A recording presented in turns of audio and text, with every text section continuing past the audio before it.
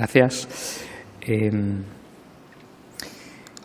Bien, como les he comentado antes, existe un factor de transcripción llamado KLF2, Kruppel-Life Factor 2, el cual, cuando se expresa en la célula endotelial, sea del hígado o sea una célula endotelial de otro territorio vascular, induce la transcripción de diferentes genes diana que tienen propiedades protectoras, ya que son genes antitrombóticos, vasodilatadores y antiinflamatorios. Es interesante que este factor de transcripción viene regulado por el shear stress, por el estrés de rozamiento que la sangre hace, ¿no? Produce en la membrana extracelular del endotelio, ¿no? Aún no se conoce cuál es el mecanotransductor, pero bueno, la misma corriente sanguínea, el flujo sanguíneo, induce la expresión de KLF2. Y también es muy interesante cómo diferentes fármacos, incluidos simvastatina, también inducen la expresión de KLF2. También resulta muy interesante ver que cuando paramos el flujo y ponemos células endoteliales, les paramos el flujo in vitro, vemos cómo claramente KLF2 cae, deja de expresarse en el endotelio y esto comporta una desprotección en la célula endotelial. Bien, con esto y pasando al daño por isquemia-reperfusión que ocurre durante el trasplante, es conocido que en la preservación en frío de los injertos pues desaparece el estrés por rozamiento, por tanto baja KLF2 y todos los genes diana que son protectores también dejan de expresarse en la circulación. Además, se sabe que hay una depleción, hay una anoxia, una depleción del oxígeno que hace una reducción de los ATPs y un incremento del lactato debido a la glicólisis. Por otro lado, durante la reperfusión sucede lo contrario, hay un restablecimiento del oxígeno intrahepático que comporta estrés oxidativo y muerte celular.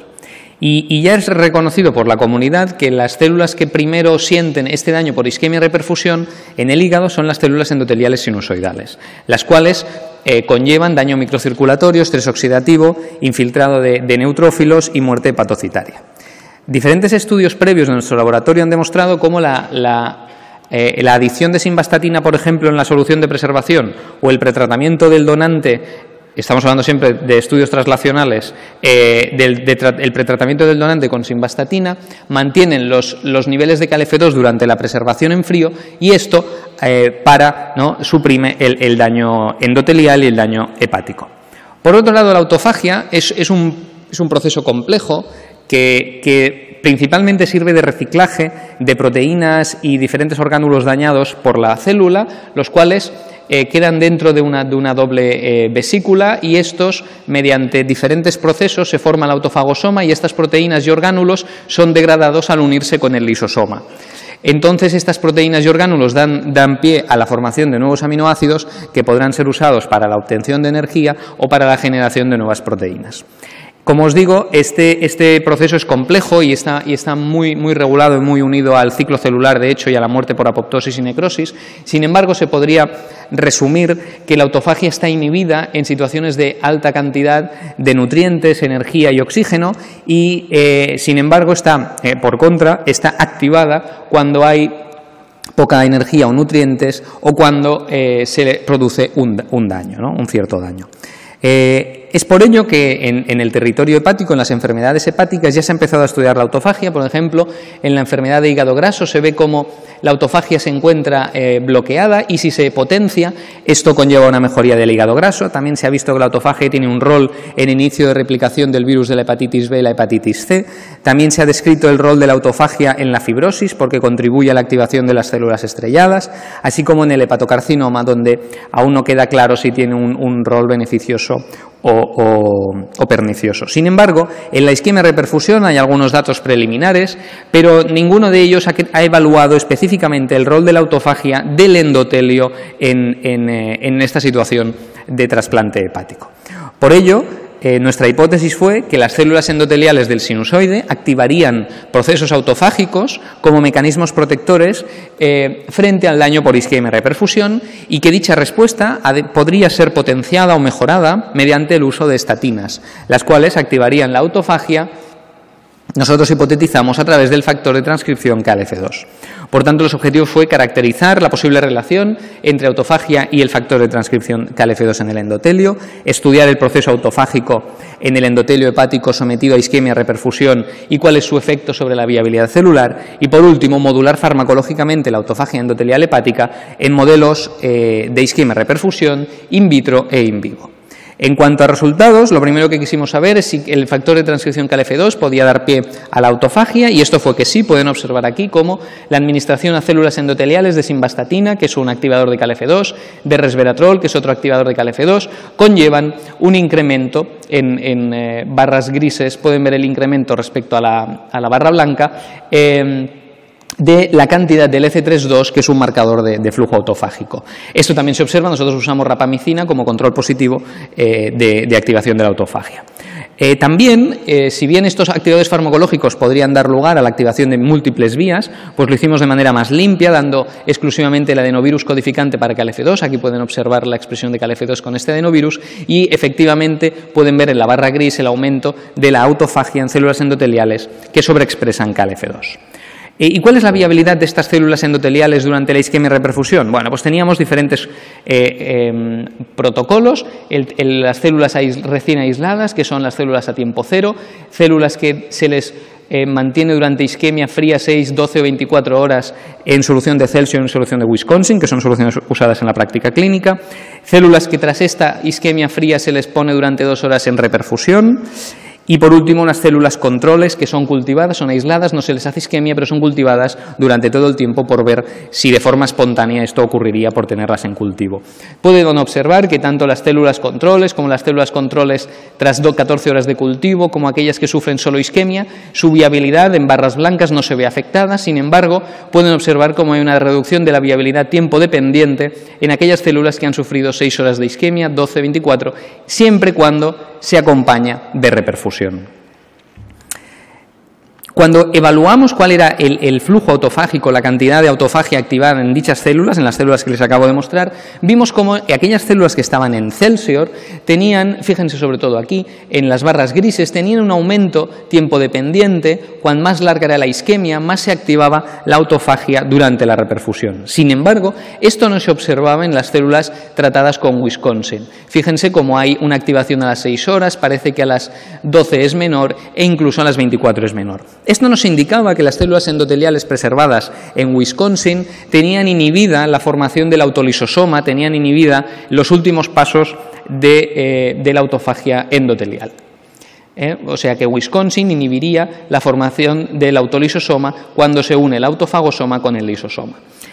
Nos preguntamos por qué podía pasar esto y miramos los diferentes componentes de las soluciones de preservación. No observamos nada que hubiera estado descrito en la literatura que activara la autofagia. Sin embargo, hay un artículo que demuestra cómo aquellos hígados que están preservados en la solución de la Universidad de Wisconsin preservan niveles de ATP superiores en barra blanca, como pueden observar, a aquellos, por ejemplo, preservados en HTK. Quizás esta sería la razón, mayores niveles de ATP dentro del hígado preservado en Wisconsin, que promovería la no activación de la autofagia en estas células. Después quisimos ver si esto se podía modular mediante fármacos y vimos, por ejemplo, que si administrábamos simvastatina, pues simvastatina activaba los niveles de KLF2 y esto se acompañaba de una mejoría. Esto es la muerte celular, por tanto esto es una mejoría en la supervivencia del endotelio. Sin embargo, esto, si usábamos un inhibidor de la autofagia como es cloroquina, no se observaba el aumento de KLF2, no se observaba la mejora en la viabilidad celular. Y de forma muy interesante, si además uníamos esto con un inhibidor de KLF2, que por tanto ya no se observaba la inducción de KLF2, tampoco veíamos la mejoría en la muerte celular. Esto obviamente no se observaba en Celsius porque en Celsius sí que se activaba la autofagia, ¿no? Esto nos llevaba a pensar que la simvastatina era capaz de promover la unión del autofagosoma y el lisosoma y dar lugar al autolisosoma.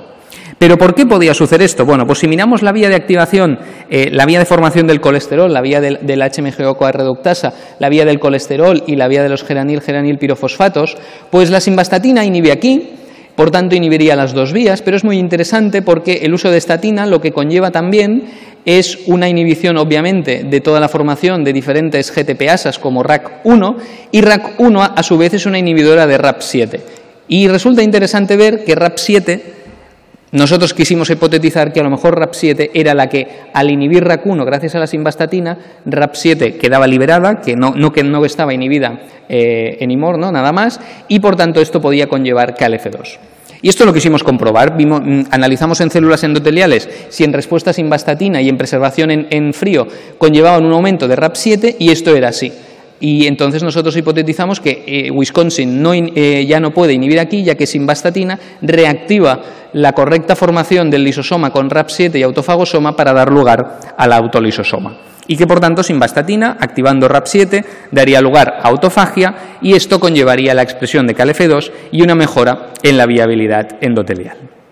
Por último, quisimos ver si esto también podía suceder in vivo o ex vivo. Para ello, utilizamos el modelo experimental de preservación en frío en ratas, donde se realizó el explante, los hígados fueron preservados durante 16 horas en Wisconsin y se reperfundieron durante 2 horas y después se evaluó la función microvascular. Vimos que estos hígados pues, presentaban una dilatación en respuesta a acetilcolina, que es un buen test para mirar la microcirculación hepática, deficiente, solo dilataban un 40%, cuando en hígados sanos dilatan un 60% aproximadamente.